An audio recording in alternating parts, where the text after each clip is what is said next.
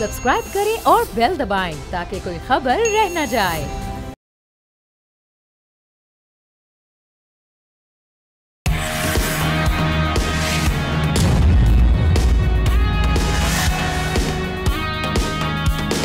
अस्सलाम वालेकुम नाज़रीन, आप देख रहे हैं न्यूज़ पंच। मैं हूं आमना खटाना। दिन का उजाला हो या फिर रात का घुप अंधेरा, दिफाए वतन के लिए पाक आर्मी के जवान हर वक्त मुस्तैद और चौकन्ना है। तर्जुमान पाक फौज के मुताबिक 2 और 3 जुलाई की दरमियानी शब शुमाली वजीरिस्तान के इलाके हसन खेल अफगान सरहद पर एक बड़े गिरोह की नकलो हरकत को महसूस किया और फिर मुहाफिज हरकत में आए। ISPR के मुताबिक फिर मौसर हिकमत अमली के तहत ना सिर्फ भारतीय सरपरस्ती में काम करने वाले ख्वारिज की दरअंदाजी की कोशिश को नाकाम बनाया, बल्कि इस कार्रवाई में तमाम 30 भारतीय हिमायत याफ्ता ख्वारिज हलाक कर दिए गए। ISPR के मुताबिक मारे गए दहशत गर्दों से भारी मिकदार में असलहा, गोला बारूद और धमाका खेज मवाद भी बरामद हुए। यूँ एक बड़े सानहे या दहशत गर्दी की कोशिश को नाकाम बना दिया गया। पाक फौज ने तो अपना फ़र्ज अदा कर दिया, लेकिन अफ़गानिस्तान का जो हम देख रहे हैं कि उसके साथ बारहा पाकिस्तान अपने तहफ़्फ़ुज़ात का इजहार कर चुका है, उसके बावजूद वहाँ से दरअंदाजी रुक नहीं रही। इसके लिए हम क्या कर सकते हैं? पाकिस्तान की हिकमत अमली इस मामले इफ़रियत को ख़त्म करने के लिए, ये जो दहशत गर्दी का एक इफ़रियत है, क्या होना चाहिए? मज़ीद ऑप्शंस हमारे पास क्या हैं, इस पर बात करते हैं। मैं गेस्ट का तारुफ़ करवा देती हूँ। एहतशामुल हक साहब सीनियर एनालिस्ट हमारे साथ मौजूद हैं। ब्रिगेडियर रिटायर्ड हारिस नवाज साहब सीनियर डिफेंस एनालिस्ट हमारे साथ हैं। दोनों को वेलकम करते हैं प्रोग्राम में। हारिस साहब, मैं आपसे आगाज़ करूंगी। इंडियन प्रॉक्सीज हम देख रहे हैं कि एक्टिवली पाकिस्तान के खिलाफ मंसूबे बना रही है और अफ़गानिस्तान की सरजमीन, उसका सॉइल का अभी भी इस्तेमाल जारी है। वहाँ से दरअंदाजियों की कोशिश जो कि पाक आर्मी कामयाबी से उन्होंने नाकाम बनाया है। तो इस सारी सूरत हाल में अब हम ये तो अज़म कर रहे हैं, इस अज़म का इजहार भी कर रहे हैं, उस डायरेक्शन में काम भी किया जा रहा है, लेकिन फिर भी हम देख रहे हैं कि एक्टिवली वहाँ से नुकसान पहुँचाने की बारहा कोशिश की जा रही है। पाकिस्तान को मज़ीद क्या करना होगा इस इफ़रियत को जड़ से उखाड़ने के लिए, और हमारे पास ऑप्शंस क्या हैं? देखिए हमने बात यह है कि अभी आपके सामने रिसेंट चाइना में वज़ीर ख़ारजा पाकिस्तान, अफ़गानिस्तान और चाइना की मीटिंग हुई थी। डिटेल डिस्कशन हुई है, उस पर इवन यहाँ तक डिसाइड हुआ कि CPEC को अफ़गानिस्तान तक ले जाएंगे और उस पर अफ़गानी बड़े खुश हुए। फिर उसके बाद आखिर में बड़ी पॉजिटिव स्टेटमेंट जब पुलिस अकेडमी में उनके स्पोक पर्सन ने बात की कि बिल्कुल अमीर का हुक्म है कि कोई भी अफ़गानी या वो जहाँ से जो भी जाके करेगा पाकिस्तान के खिलाफ, वो एक हराम काम है, इट इज़ नॉट अलाउड, ये जहाद नहीं है जब तक अमीर खुद नहीं कहता, और इस पर बड़ी सख्ती से अमल होगा, तो इनके खिलाफ हम कार्रवाई भी करेंगे डिस्पाइट द फैक्ट क्योंकि वहाँ इंडियन वहाँ मौजूद हैं और इंडियन फितन, आपको पता है फितन ख्वारिज जो इंडियन वहाँ सपोर्ट करते हैं। अभी ये देखें कितना बड़ा ऑपरेशन है और कितनी कामयाबी से इंटेलिजेंस ऑपरेशन किया। कितनी जब पता चल गया कि हसन फेल के लिए थे ये पाकिस्तान में इन्फिल्ट्रेट कर रहे हैं, तो इनको आने दिया गया और ये हमारे लोग एम्बुश लगा के बैठ गए आराम से कि ये ना भाग सके, ना आगे जा सके, ना पीछे जा सके। और फिर जब ये बिल्कुल एक जगह पे सही आ गए तो फिर 30 के 30 एम्बुश लगा के इन तमाम दहशतगर्दों को मारा गया। और उनके पास से रशियन ये अमेरिकन साख के RPG-7, फिर उसके बाद दूसरे वेपन AK-47, फिर उसको बहुत ज़्यादा धमाका के मवाद जो है ना, दैट इज़ वेरी सीरियस। इसमें खुद कुछ बम्बार में जो इस्तेमाल चीज़ें होती हैं वो भी पाकिस्तान पकड़ी गई हैं और ये मुहर्रम के 9वें 10वें मुहर्रम के पहले पकड़ी गई हैं। सोच लें कि इनके क्या ख़तरनाक इरादे थे। और इंडिया के मुंह पे एक और तमाचा इसलिए कि इंडिया को जो मार के हक में मार पड़ी है, इनका मुंह काला हुआ है। आप ये अपनी प्रॉक्सीज को यूज़ कर रहे हैं। बलोचिस्तान के अंदर भी फितना हिंदुस्तान और इधर ये फितना ख्वारिज जो है, ये मिल के आप कोशिश कर रहे हैं कि उसका बदला लिया जाए। लेकिन इनको ये नहीं पता कि अब हमने पूरी तैयारी की हुई है और ये अभी मुसल्लह फौज फुली ट्रेंड है, बैटल हार्डन है, और ये 30 लोगों को मारना विदाउट गेटिंग ओन कैजुअल्टी, ये बहुत बड़ी अचीवमेंट। और आई थिंक ये मैसेज भी जाता है, ये तमाम इनके मोराल को बड़ा फ़र्क पड़ेगा। साथ वहाँ पर हमें अब लोकल्स की बड़ी सपोर्ट है, वो इनको साथ जहाँ ही छुपते हैं जाके वो आके हमारे मुसल्लह अफवाज को बताते हैं, उनके खिलाफ ऑपरेशन भी करते हैं। ज़रूरी ये है कि अफ़गान हुकूमत को चाहिए कि आप ये फैसला करें कि आपने इनको वहाँ से निकालना है कि नहीं, इनको किस तरीके से पुश करना है, क्या इनके खिलाफ ऑपरेशन करना चाहते हैं, क्या इंडियन गवर्नमेंट को लास्ट वार्निंग देना चाहते हैं। क्योंकि अब हमारा मुश्तरका ये मफाद है कि अगर वहाँ तक CPEC जा रहा है, इसका मतलब कि आप सोचें कि सेंट्रल एशिया, अफगानिस्तान और फिर गवादर पोर्ट, आप सोचें कितनी बड़ी ये बिजनेस की राह खुल जाएगी, कनेक्टिविटी हो जाएगी। इधर चाइना से आके अफगानिस्तान के थ्रू, बलूचिस्तान के थ्रू गवादर में चले जाएंगे, तो पाकिस्तान को कितना इकोनॉमिक बेनिफिट होगा। पाकिस्तान भी एक इस्लामिक कंट्री, वाहिद न्यूक्लियर कंट्री, जियोस्ट्रेटेजिकल पोजीशन अच्छी है, बैटल हार्डन फौज है। अगर इकोनॉमिक तरक्की करते हैं, फैसले अपनी मुल्की मफादात में करेंगे, ये हमें जो बेनिफिट है, ये इसके मैनीफोल्ड फवायद होंगे। इसलिए यही जो हमारे दुश्मन चाहते हैं कि पाकिस्तान इकोनॉमिक तरक्की न करे बल्कि IMF वर्ल्ड बैंक के चुंगल में फंसे रहें। इसके लिए हम सबको, मुसल्लह फौज को, हुकूमत पाकिस्तान को और साथ अफगानिस्तान और चाइना मिल के, बल्कि अब तो ईरान भी, अगर आप देखें तो ईरान ने भी इंडिया को वहाँ से निकालना शुरू कर दिया। उन्होंने रियलाइज किया कि इन्होंने हमारी रुपए, तो आई थिंक अब काफी पॉजिटिव चेंजेस होंगे इंशाल्लाह। एहतशाम साहब, जो इंडियन स्पॉन्सर्ड दहशतगर्द मारे गए हैं, ये तो हम देख रहे हैं कि हमारी पाक आर्मी बर वक्त और बिल्कुल प्रिसाइज एक्शन उनके खिलाफ कर रही है, चुकन्ना है हर वक्त। लेकिन आपने समझते कि जहां से दर अंदाजी हो रही है, उस हुकूमत के साथ भी हमने मसला उठाया, आज वाली कार्रवाई के बाद भी उठाया गया है जो खबरों में हम देख रहे हैं। लेकिन वो जिस बॉर्डर लाइन से जहां से वो दाखिल हो रहे हैं, उसको सिक्योर बनाना कंप्लीटली, ये पाकिस्तान के लिए कितना बड़ा चैलेंज है, और इस पर काम आप समझते हैं कि सफिशेंट हो रहा है? हमने ये वही सबसे बड़ा चैलेंज है जिसमें हम देख लें पिछले 15 सालों से हम जो बाढ़ वहाँ पे लगा रहे हैं, जिसमें कहा जा रहा है कि जी बाजवा साहब ने भी, जनरल बाजवा ने भी कहा था जी 94-95% काम हो चुका है, बाकी जगहों पे काम रह गया है। लेकिन जब भी काम शुरू होता है वहाँ से आपने देखा इस तरह की दवाई करने की कोशिश की जाती है कि वो जो हम बाढ़ लगाने की मुसलसल कोशिश कर रहे हैं, $1 बिलियन का वो एक प्रोजेक्ट है, वो पूरा नहीं हो रहा। नतीजतन हमारे लिए मुश्किलात हैं। देखिए, हिंदुस्तान ने सब कुछ कर लिया। कश्मीर का जो आप देख लें 2600 किलोमीटर का बॉर्डर है, उन्होंने एक जगह से लेके आखिर तक ना वो जिसको कहते हैं बाढ़ लगा दी गई, जिसकी वजह से दरअंदाजी बहुत ही मुश्किल हो गई है। हमें जो बताया जाता है वो ये कि जी ये तो जान के इनके साथ मिल के दहशतगर्द जो है ना, तालिबान भी होते हैं, फिर अफगान हुकूमत भी सपोर्ट करती है। जहाँ पे भी काम शुरू होता है तो 2-4-6 बड़े पॉइंट्स हैं, वो काम नहीं करने देते। जहाँ पे हमने देखा कि फेंस लगनी है तो वो उसके बाद उसको तोड़ने की कोशिश की जाती है। एक तो ये बड़ी वजह है। दूसरी आमना अच्छी बात यह है, मैं तो भी आप प्रोग्राम से पहले ये बात सोच रहा था कि 2001 में ये 9/11 हुआ था। उसके बाद से दुनिया में दहशतगर्दी की जिसको कहते हैं बिल्कुल डायमेंशन ही बदल गई थी। वो अमेरिका जो दहशतगर्दी के किसी और तरह ख़िलाफ़ था, उन्होंने यही जो जिसको बार बार कहा जाता था, ये कश्मीर की तहरीक को जेन्युइन समझा जाता था, फ़लस्तीन की तहरीक को जेन्युइन समझा जाता था, इन सब को उठा के दहशतगर्दी में बदल दिया। तो आप देख लें 2001 के बाद ये 2025 अब आके मामला तब्दील हुआ है। और आप देख लें कि इस अंदाज से अब सारी दुनिया, अब आप देख लें क्वाड की मीटिंग हुई है अभी परसों, जिसमें आपने देखा भारत भी है, उसमें जापान भी है, ऑस्ट्रेलिया भी है, अमेरिका भी है। पहलगाम के ऊपर आपने देखा कि आप क्या हुआ वहाँ पे जो फाइनल जामे अपना क्या कहते हैं जॉइंट कैबिनेट आया है, पहलगाम का नाम है। बड़ी कोशिश की हिंदुस्तान ने पाकिस्तान का नाम लगाने की कि जिसमें नाम दे, नाम उन्होंने नहीं दिया। और यही बात कही कि जी सबूत कहाँ है, एविडेंस कहाँ है। आपने देखा है ECO समिट में, शंघाई तावन तंजीम में भी यही हुआ, जहाँ से राजनाथ साहब भाग गए थे, उन्होंने फाइनली दस्तखत नहीं किए उस पर। उससे पहले आप देख रहे हैं जहाँ जहाँ गए सतीश तरूर साहब डेलीगेशन लेके, एक ही सवाल पूछा जाता था जो इत्तलात आई कि जी आप इल्ज़ामात लगा रहे हैं, कोई एविडेंस, कोई सबूत, कोई चीज़ तो बताएं। और फिर ये कहा जाता है कि जी आज भी आप पहलगाम के बंदों को पकड़ नहीं सके, कहाँ चले गए। तो देखिए हमने इसमें जो कैच है वो ये है, सिर्फ मैं आपको बड़ा वाज़े तौर पे बता दूं कि ये जिस अंदाज से हिंदुस्तान की शिकस्त हुई है 4 दिन की जंग में, जहाँ पे उनका मिलिट्री बयानिया दफन हुआ, सफारतखानी का बयानिया दफन हुआ, मीडिया का बयानिया दफन हुआ। अब वो भुना के एक कहा जाता है हिंदुस्तान से जो खबरें आती हैं, एक मीटिंग में सारे बैठे हुए थे और जहाँ पे बड़े बड़े 4-5 इनके बंदे, जयशंकर भी वहाँ पे, जब उनको बताया गया कि जी ये तो पाकिस्तान जंग जीत रहा है और फिर इनको जंग बंद करवानी पड़ी, इन्होंने कहा बंद करो। वहाँ पे मोदी ने कहा जाता है भुना के कहा कि आग लगा दो पाकिस्तान में।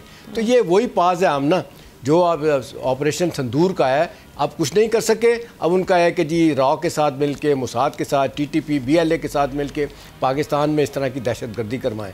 लेकिन अल्लाह का बड़ा एहसान है, हमारी तीनों फौजी अफवाज, उसके बाद हमारी सिक्योरिटी और हमारी इंटेलिजेंस एजेंसीज, और ऑन टॉप ऑफ इट जिस तरह लोग आज एक अंदाज से सोच रहे हैं पाकिस्तान में हिंदुस्तान की लड़ाई के बाद, तो मेरा ख्याल अब उनके लिए बहुत मुश्किलात हैं। अब सवाल इस वक्त यही है कि क्या जो बड़ी कोशिशें कर रहा है रिकग्नाइज हो जाए तालिबान रजीम, तो उन पर दबाव यही है कि 3000 जो बंदे बिठाए हुए आपने 3 जगहों पे उंडा, नूरस्तान और कंधार में ये तालिबान, ये जो आपके TTP के लोग हैं, इन्हें आप गिरफ्तार क्यों नहीं करते? आखिरी मीटिंग में कहा जाता है, उनको यही बताया गया है, मुत्तकी साहब ने, हमारे सागडार साहब को, देखें जी बहुत ज़्यादा दबाव मत डालें, अगर इन पे हमने बहुत ज़्यादा दबाव डाला तो ये अलकायदा और ISIS खुरासान के साथ मिलकर हमारे मुल्क पे अंदर ही जो उसको कहते हैं धमाके और दहशत गर्दी करवाएंगे।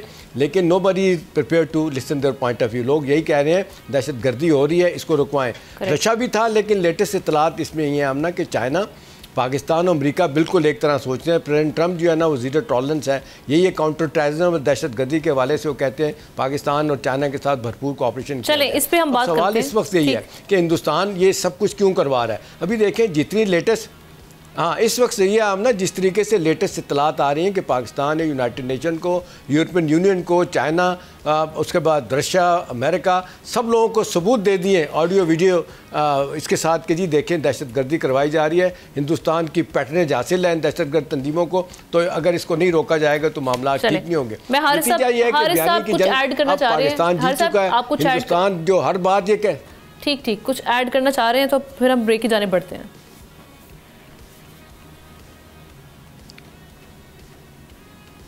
जी हारिस साहब। जी हाँ, दोबारा वो आपके आवाज कट गई थी, मैं जरा सर आप कुछ ऐड ऑन करना चाह रहे हैं, फिर हम ब्रेक की जाने पड़े।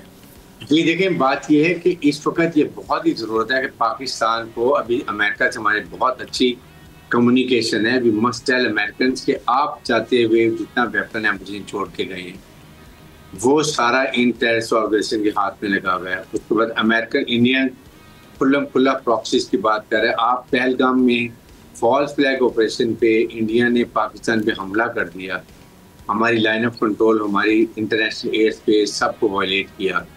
तो इस वक्त वो हमारी ग्लोबल टेररिज्म कर रहे हैं। उसने कनाडा में क्या किया, अमेरिका में क्या किया, इंग्लैंड में क्या किया, पाकिस्तान में हमारे 20 शहरी शहीद के जो कश्मीर कॉज को सपोर्ट करते थे, ऑस्ट्रेलिया में क्या किया। तो इसको निकेलें, इसको कंट्रोल करें।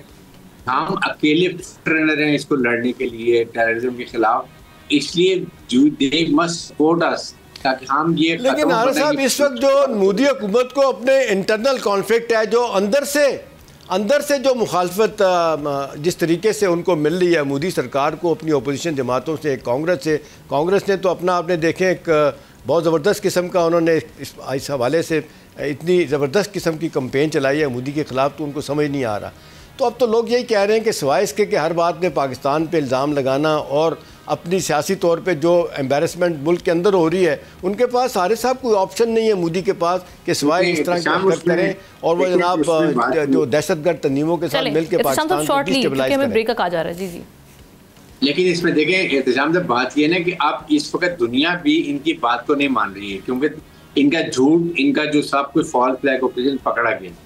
इसलिए इस वक्त पाकिस्तान को और प्रोएक्टिव डिप्लोमेसी में जाके हमें अमेरिकन को, यूरोपियन यूनियन को और अपने ये इस्लामिक ममालिक को सबको बताना चाहिए कि इससे इस खत्ते में क्या हो रहा है। और अब अमेरिकन ने भी रियलाइज़ कर लिया कि Kashmir is a nuclear flash point, ये खत्ता बड़ा ख़तरनाक फ्लैश पॉइंट बना हुआ है ये दो न्यूक्लियर पावर के दरमियान में, और Indian is a main player. इसलिए अगर इस वक्त हम इसको एक्सप्लॉइट करें तो मेरे ख्याल में इंडिया काफ़ी हद तक आइसोलेट हो चुके हैं। अब वो उसको मजबूर करेंगे कि ये प्रॉक्सीज बंद करो, वरना तुम बिल्कुल एक प्रेशर इससे बिल्ड हो सकता है। Thank you so much Haris साहब, आपका इस हवाले से टेक आया। कुछ बात कर लेते हैं रशिया की, जो कि अफगानिस्तान में तालिबान की हुकूमत को तस्लीम करने वाला पहला मुल्क बन गया है। इससे पहले 1996 से 2001 के दौरान जब तालिबान अफगानिस्तान पर हुक्मरान थे, उस वक्त उन्हें सऊदी अरब, मुत्तहिदा अरब इमारात और पाकिस्तान ने तस्लीम किया था। 2021 से बनी अफगान हुकूमत को अक़वाम मुत्तहिदा और आलमी बरादरी ने अब तक बाज़ाब्ता तौर पर तस्लीम नहीं किया। इंटरनेशनल बरादरी को शहरी आज़ादियों और ख़ास तौर पर ख़वातीन और लड़कियों पर कदगने लगाने पर शदीद तहफ़्फ़ुज़ात हैं। अफ़गान सरजमीन के दहशत गर्दों के लिए इस्तेमाल पर पाकिस्तान को भी बहुत सी शिकायत हैं, जिसका इजहार हम बारहा कर चुके हैं। अब रूस की तरफ से तस्लीम किए जाने को माहिरीन तालिबान की सिफारती कामयाबी करार दे रहे हैं।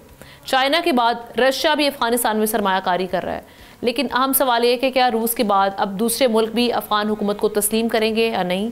हमें ज्वाइन किया है एहतशाम साहब के साथ, ज़ाहिर शाह शराजी साहब ने सीनियर एनालिस्ट हैं। Thank you so much Shah साहब। मैं आपकी जानिब आऊँगी। पहले अब आप इस डेवलपमेंट के बाद क्या सूरत हाल बनती हुई देख रहे हैं? जैसे कि हमने अभी जिक्र भी किया कि यहाँ पर इन्वेस्टमेंट चाइना की भी है, तो अब आप समझते हैं कि तालिबान हुकूमत के पांव मजबूत हो रहे हैं इस खित्ते में, और साथ ही साथ ये अब रशिया के बाद चाइना की बारी है, वो भी तस्लीम कर लेगा बहुत जल्द? देखिए हम ना बड़ी इंपॉर्टेंट डेवलपमेंट है, और रशिया ने एक ट्रम्प कार्ड खेला है, और उसकी वजह ये है कि बड़ा वाज़ेह मैसेज है कि इस वक्त रीअलाइनमेंट हो रही है, ख़ासतौर पर अमेरिका और उसके इत्तेहादियों के खिलाफ, और अफगानिस्तान को तस्लीम करना और वहाँ पे उसको सफारती एक्सेस देना, ये एक बहुत बड़ी डेवलपमेंट है। और मेरे ख्याल में एक सुपर पावर ने अगर यूनाइटेड नेशन सिक्योरिटी काउंसिल के परमानेंट मेंबर ने अगर उनको तस्लीम किया है, तो इसके बाद अफगानिस्तान को भी एक रिस्पॉन्सिबल स्टेट के तौर पे जो है मुजाहरा करना होगा। उनके जो वज़ीर ख़ारजा हैं अमीर मुत्तकी, उन्होंने कहा कि ये पहला स्टेप है, इसके बाद और ममालिक ने भी उनको जो है वो अश्योरेंस कराई है कि वो जल्द उनको तस्लीम करेंगे। पाकिस्तान और चीन ने पहले ही अफगानिस्तान की हुकूमत के साथ एक लाइजॉन रखा हुआ है, उन्हें बड़ा क्लियर मैसेज कर दिया गया है कि अगर आप दहशतगर्दी के खिलाफ जो है वो एक्शन लेंगे, दहशतगर्दों के खिलाफ, उन ग्रुपों के खिलाफ जिसके TIP हो गया, कलदम तहरीक तालिबान, BLA और दूसरे, तो हम CPEC एक्सटेंड करेंगे। और देखिए अफगानिस्तान स्ट्रेंथन इस लिहाज से होगा कि सेंट्रल एशियन रिपब्लिक्स के साथ इस वक्त पाकिस्तान चाइना के जो जॉइंट प्रोजेक्ट्स हैं उसमें एक बड़ी डेवलपमेंट होगी, और खित्ते में अमन व अमान के साथ साथ इकोनॉमिक डेवलपमेंट होगी। अब देखिए कासा 1000 एक बहुत बड़ा प्रोजेक्ट है जो कि हम सेंट्रल एशियन ममालिक अजरबैजान के साथ करेंगे। दूसरा जो रेल का प्रोजेक्ट है मज़ार शरीफ से लडी कोतल तक और आगे जायदान तक ये जाएगा, ये एक बहुत बड़ा नेटवर्क है जो कि अफगानिस्तान की हुकूमत की इंडोर्समेंट और वहाँ पे अमन अमान के अलावा नहीं हो सकता। तो अब जो पहली शर्त है वो ये है कि अफगानिस्तान जो है अपनी सरजमीन को दहशतगर्दी के खिलाफ इस्तेमाल नहीं करने देगा, ना वो central Asian republics Uzbekistan, Tajikistan के खिलाफ इस्तेमाल होगी, ना ईरान के खिलाफ इस्तेमाल होगी, ना पाकिस्तान के खिलाफ इस्तेमाल होगी। तो ये बहुत बड़ी मैं समझता हूँ डेवलपमेंट है। आगे अब अगर आप देखें दूसरे ममालिक जैसे कतर है, सऊदी अरब है, UAE है, वो जाहिर बात है कि दोहा एकॉर्ड के अंदर की प्लेयर्स थे, वो भी कोशिश करेंगे कि अफगानिस्तान को जो है वो रिकग्नाइज किया जाए और इस खित्ते के अंदर एक सोशो इकोनॉमिक डेवलपमेंट लेके आई जाए। होगा क्या कि मज़ार शरीफ तक एक रेलवे लाइन पहले ही चाइना ने डाल दी है, वो कनेक्ट करेगी जलालाबाद से जो है वो लडी कोतल, तो ये एक रूट आपका होगा। सेंट्रल एशियन रिपब्लिक्स और रशिया का ये फायदा है कि उसको जो है वो समंदर तक रसाई हासिल होगी गवादर पोर्ट के थ्रू, और साथ साथ हमारा जो कराची पोर्ट है, तो एक बहुत बड़ा इंटरकनेक्टिविटी इस रीजन के अंदर होगी। और उसकी वजह ये है कि 60 से 70% आबादी दुनिया की इस खित्ते के अंदर है, और ये आपस में अगर कोऑर्डिनेट करेंगे इकोनॉमिकली, सोशली, तो इस खित्ते के अंदर एक बहुत बड़ा इकोनॉमिक बूम हम देख रहे हैं। और जो प्रॉक्सी वॉर यहाँ के हो रही थी, ख़ासतौर पर जो अमेरिका और उसके इत्तेहादी करते रहे अफगानिस्तान के अंदर, तो उसको भी एक बहुत बड़ी लगाम मिलेगी और एक रीअलाइनमेंट हमें बड़ी विजिबल नजर आ रही है कि इंडिया, इजराइल, अमेरिका वो एक तरफ होंगे, पाकिस्तान, रशिया, तुर्की वो एक तरफ नजर आ रहे हैं। एहतशाम साहब, आप इस सिचुएशन को कैसे देख रहे हैं जब यहाँ पर सरमायाकारी भी की जा रही है? अब जो पहला ऐलान सामने आया रिकग्निशन का रशिया की जानिब से, उसमें यही कहा गया कि हम इक्तसादी तौर पर भी काबुल का साथ देंगे, वो दहशतगर्दी हो या मनशियात की रोकथाम हो, इन मामलों में भी उनका साथ दिया जाएगा।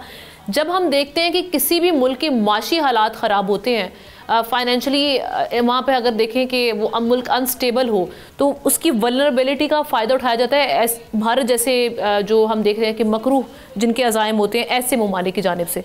तो अब जब वहाँ पर हम देखें कि माशी हालात कुछ बेहतर होंगे, तो दहशतगर्दी से निपटने में पाकिस्तान को भी मदद मिलेगी और अफ़गानिस्तान की जानिब से भी आप समझते हैं कि कुछ मामला बेहतर होंगे, अफाका होगा इसमें? जी आमना, इसमें कोई शक नहीं है कि ये बहुत बड़ी डेवलपमेंट है, बहुत एक सिग्निफिकेंट डेवलपमेंट है। रशिया का रिकग्नाइज़ करना, तस्लीम करना तालिबान हुकूमत को, जो 4 साल से अबूरी हुकूमत बनी बैठी है और अभी तक आप देख लें कि उनके साथ कोई मामलात करने के लिए तैयार नहीं है कोई मालिक। ये अच्छी बात है कि चाइना, पाकिस्तान और UAE और रशिया, आप देख लें कि इससे पहले हमारी प्रेजेंस इन तीनों चारों मालिक की थी, वहाँ पे सफ़ीर लेवल पे काम हो रहा था, अगरचे हमने तस्लीम नहीं किया उनको। और ये भी एक बहुत बड़ा सिग्नल था, मैसेज था उनको तालिबान हुकूमत को, कभी हम आपके साथ काम शुरू कर सकते हैं, प्रोवाइडेड कि सारी दुनिया का जो कंसर्न है, ये दोहा अकॉर्ड के बाद जो कहा गया था 2021 में कि आपकी सरजमीन दहशतगर्दी के लिए नहीं इस्तेमाल होगी, वो हो रही है, मुसलसल हो रही है। आपको पाकिस्तान और अफ़गानिस्तान के बाकी हमसाय मालों को शिकायत है, अमेरिका को है, चाइना को है, सब लोगों को है, ईरान को है, टर्की को है। तो जब तक आप लोगों के तहफ़्फ़ुज़ात दूर नहीं करेंगे, आपके साथ कोई भी लॉन्ग टर्म बुनियादों पे कोई इक़्तिसादी ट्रेड के मामलात नहीं तय करेगा। हमने मेरी इत्तला ये है कि ये एक क्विड प्रो को होगा, जिसके तहत तालिबान हुकूमत को बताया जाएगा कि जी देखें, आपको पता चल गया कि 4 साल को तस्लीम किए बगैर आपके लिए कितनी मुश्किलात हैं। ये अलग बात है कि जब अमेरिका का इंटरेस्ट होता है तो एक आपने देखा 3-3.5 महीने तक तो ये रहा कि आपको भी याद होगा $40 मिलियन हर हफ्ते दिया जाता था तालिबान को, हुकूमत को। और देख लें वहाँ पे कभी करेंसी का क्राइसिस नहीं हुआ। इसी वजह से नहीं हुआ कि बैठे बैठाए उनको $40 मिलियन हर हफ्ते मिल रहे थे। हिसाब लगा लें, ये सुना जा रहा है कि 2-2.5-3 सालों से सिलसिला जारी था। तो अब यह है कि अब वक्त आ गया है कि सारी दुनिया को पता चल गया है कि जी असल मसला यहाँ पे है। ठीक है, thank you so much Ehtesham साहब। और ज़ाहिर शाह शराजी साहब हमारे साथ मौजूद थे इस स्टोरी पर बात करने के लिए। एक ब्रेक लेते हैं, ब्रेक के बाद वापस आएंगे।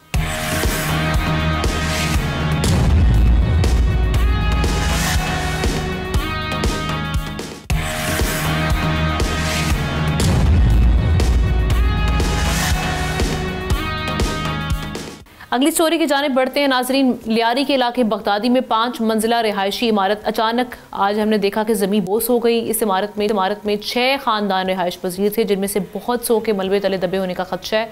तंग गलियों और रास्तों की बंदिश के बायस हैवी मशीनरी को जाए वकुआ तक पहुँचने में शदीद मुश्किलात दरपेश आईं।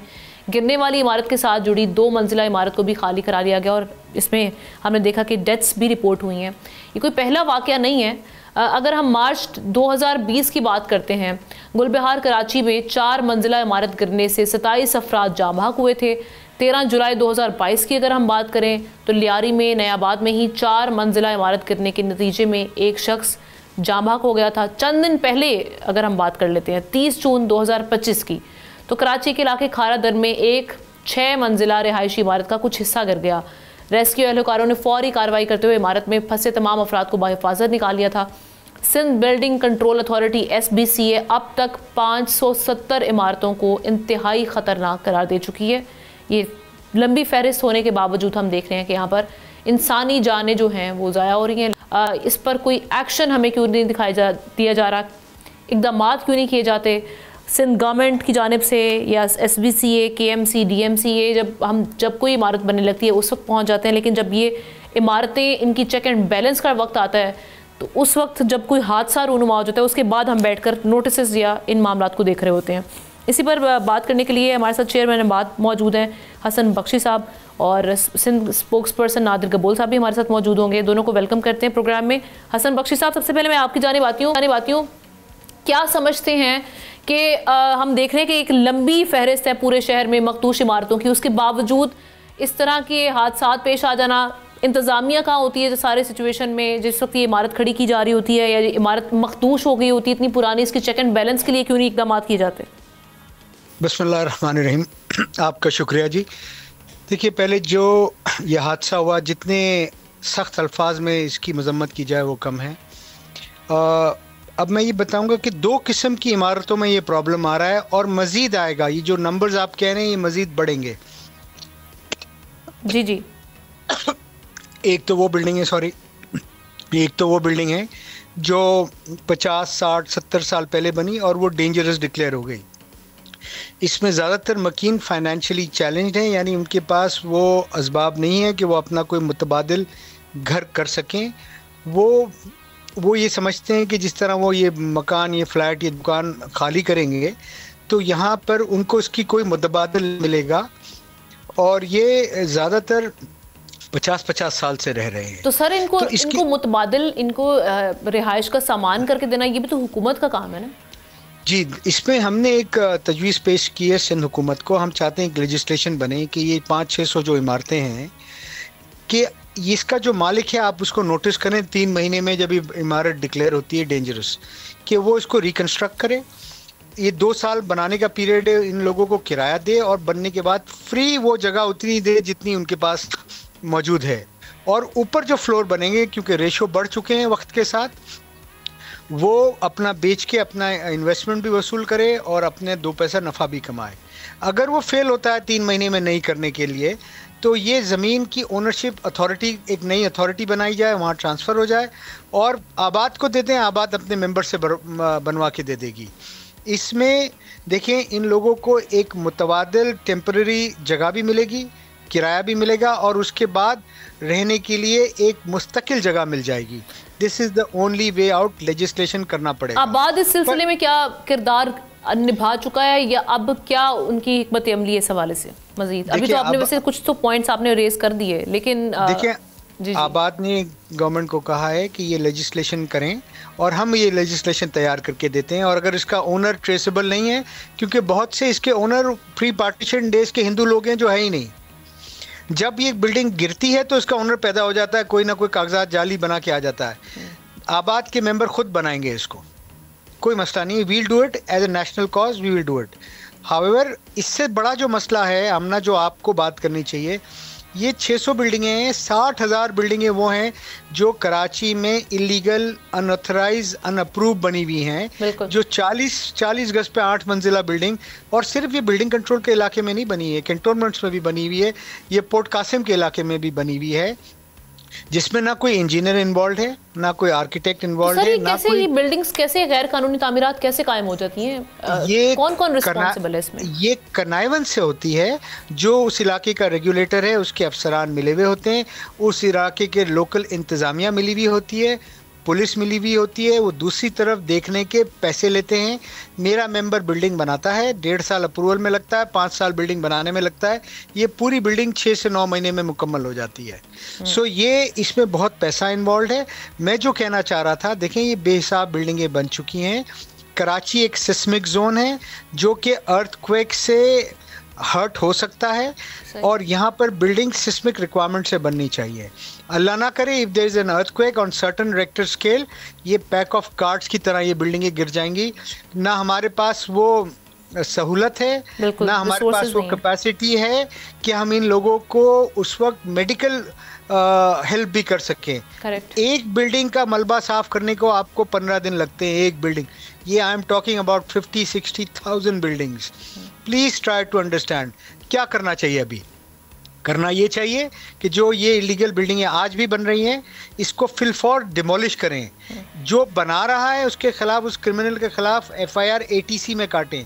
जो गफलत गवर्नमेंट अफसान बरत रहे हैं उसके खिलाफ FIR काटे ATC में, ताकि उनकी बेल नहीं हो और 3 महीनों में फैसले हो। जो बन चुकी है, जो लोग रह रहे हैं, उसको सर्वे करें।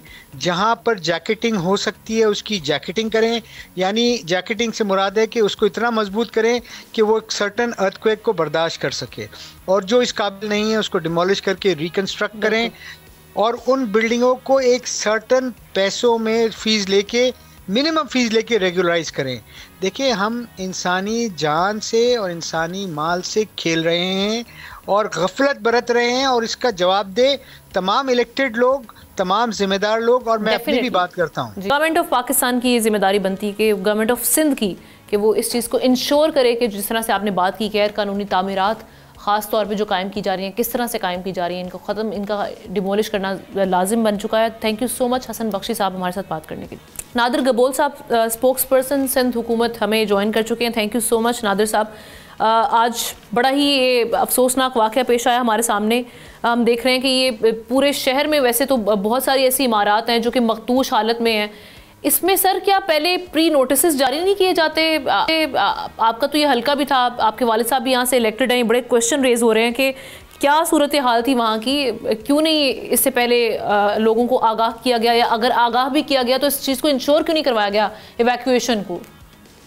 जी बिल्कुल, बहुत अफसोसनाक वाक़या है। जितने भी लवाकीन हैं, जितने भी लोगों को नुकसान हुआ है, गवर्नमेंट उनके साथ खड़ी हुई है। बिल्कुल इस बिल्डिंग के लिए नोटिस जारी कर दिया गया था, क्योंकि इस बिल्डिंग के ऊपर इलीगल कंस्ट्रक्शन हुई थी। ये ओरिजिनली 1974 की बनी हुई बिल्डिंग है।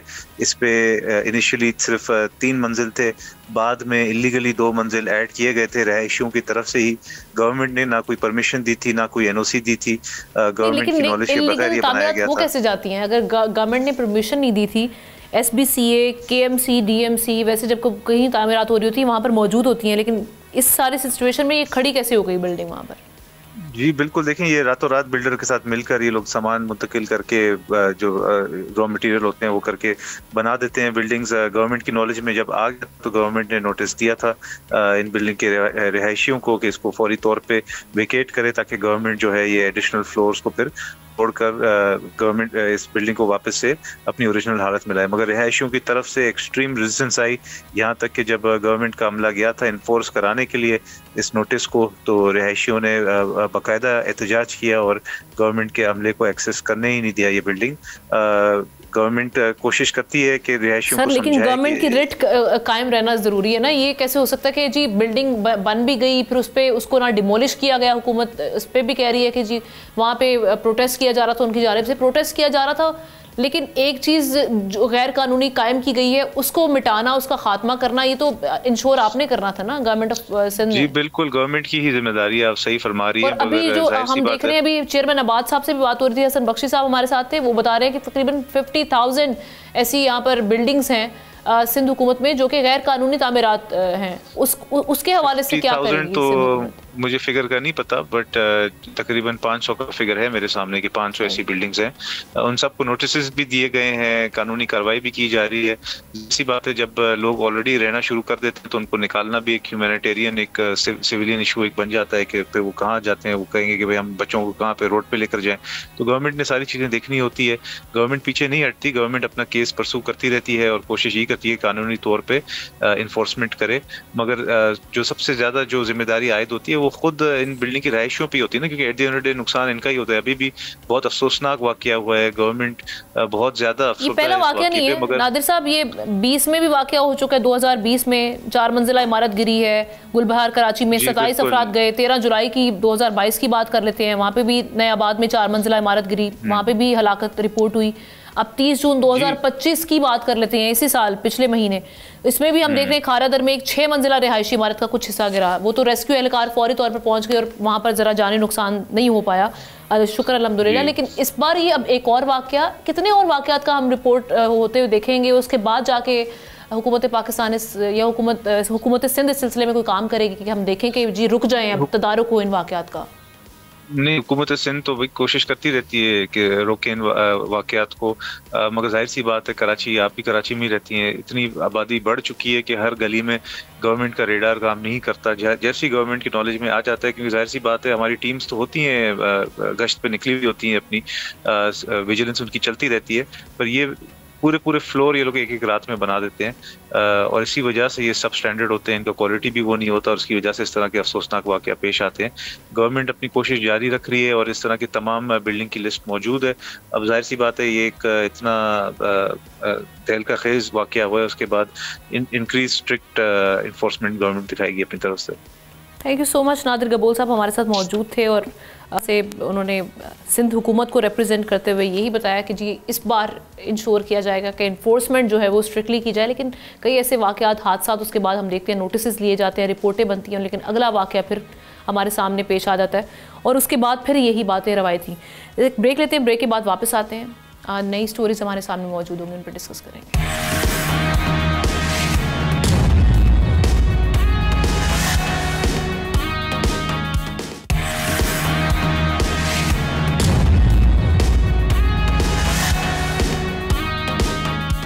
वेलकम बैक नाजरीन। जदीद टेक्नोलॉजी की दौड़ में जहां मसनूई ज़हानत यानी AI तरक्की की नवीद है, वहीं हम देख रहे हैं कि जो इंसानी रोज़गार ख़तरे की जद में है। पाकिस्तान में सॉफ्टवेयर की मशहूर कंपनी माइक्रोसॉफ्ट ने 25 साल बाद अपना नुमाइंदा दफ्तर बंद कर दिया है। कंपनी ने कहा कि सर्विसेज बदस्तूर जारी रहेंगी मगर ऑपरेशनल मॉडल तब्दील हो रहा है। दूसरी तरफ माइक्रोसॉफ्ट ने एक और बड़ी कटौती करते हुए दुनिया भर से 9,000 मुलाजमीन को फारिग कर दिया है। 2025 में ये तीसरी बड़ी छांटी है। मे की अगर हम बात करें तो उसमें भी 6,000 नौकरियां ख़त्म की गई। कंपनी 80 अरब डॉलर से ज़ायद सरमायाकारी कर रही है और डेटा सेंटर्स पर तवज्जो दे रही है। लेकिन सवाल ये कि क्या मसनूई ज़हानत की तरक्की इंसानी नौकरियों के ख़ात्मे की कीमत पर होनी चाहिए? माइक्रोसॉफ्ट के इस फैसले के पाकिस्तान पर खुसूसन इसके क्या असरात आएंगे, इसी पर बात करते हैं। हमाद रुहेला एनालिस्ट हमारे साथ मौजूद हैं और कानूनी नुक्ता नज़र भी इस हवाले से वो अपना बयान करते हैं। हमाद बहुत शुक्रिया प्रोग्राम में वक्त देने के लिए। किस तरह से देख रहे हैं और ये वजह क्या बनी बेसिकली? देखिए बहुत अहम मौजू है और आपने बहुत सही वक्त पे इसको उठाया है। अगर हम चाहते हैं कि हम मंजिल पे पहुंच जाएं, जिसका हम दावा आजकल कर रहे हैं कि टेक्नोलॉजी और डिजिटल टेक्नोलॉजी की वजह से हम बहुत आगे जाएंगे, ये हमारी इकोनॉमी को बहुत बेहतर करेगा, अगर हम वाकई चाहते हैं कि ऐसा हो जाए तो फिर हमें इन टॉपिक्स को न्यूज़ हेडलाइन से बाहर निकालना पड़ेगा। इन सिलसिले में हमें अपने आप को सवाल करने की इजाजत देनी पड़ेगी। हमें देखना पड़ेगा, पूछना पड़ेगा अपने आप से कि हम सही सिमत पे जा रहे हैं, क्या हम सही सिमत की तरफ रवाना है या नहीं। खास तौर पर हमें ये देखना पड़ेगा कि ये जो ग्लोबल टेक जाइंट्स हैं, ये हमें किस नजर से देखते हैं। क्या इनकी नजर में हमारे रेगुलेटरी एनवायरनमेंट, हमारा कमर्शियल एनवायरनमेंट क्या इस काबिल है कि इसमें इन्वेस्ट किया जा सके या ना किया जा सके? क्योंकि वो जो हमारे बारे में सोचते हैं वो ज्यादा जरूरी है बजाय इसके कि हम अपने बारे में क्या ऐलानात करते रहे हैं, क्या ऐलानात करते जा रहे हैं और क्या चाहते हैं कि लोग हमारे बारे में क्या सोचें।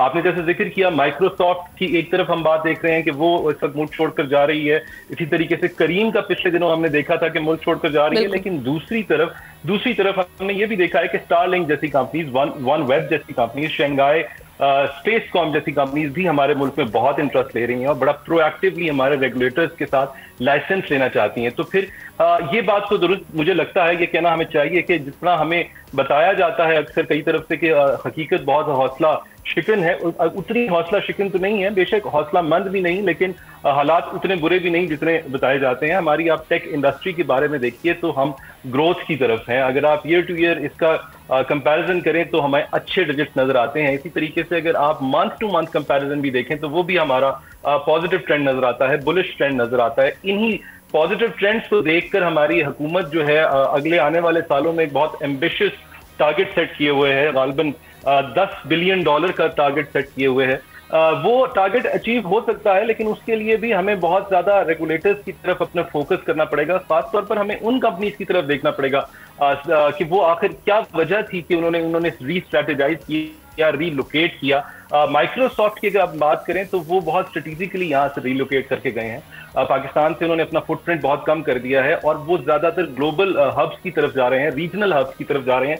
पहले हम यूएई देखते थे, सिंगापुर देखते थे, अब उसके अंदर टर्की और आयरलैंड भी शामिल है। ये वो ममालिक हैं जहां पर रेगुलेटर्स, फैसिलिटेटर्स बनकर सामने आते हैं। ये वो ममालिक हैं जहां डेटा प्रोटेक्शन के बारे में बड़े क्लियर लॉज मौजूद हैं। हमारे मुल्क में अभी तक डेटा प्रोटेक्शन के बारे में कानून साजी करने की कोशिश तो की गई है, लेकिन वो बिल अभी तक पास नहीं किया गया। हाँ, पेका में हम लोग बहुत बार अमेंडमेंट करते रहते हैं, लेकिन इस तरफ हम कंज्यूमर प्रोटेक्शन की तरफ नहीं आ रहे।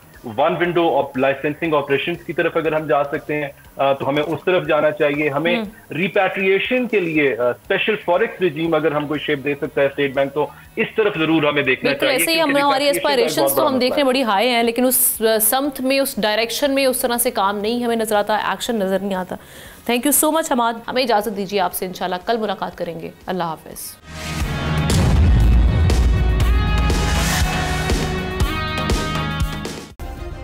सब्सक्राइब करें और बेल दबाएं ताकि कोई खबर रह न जाए।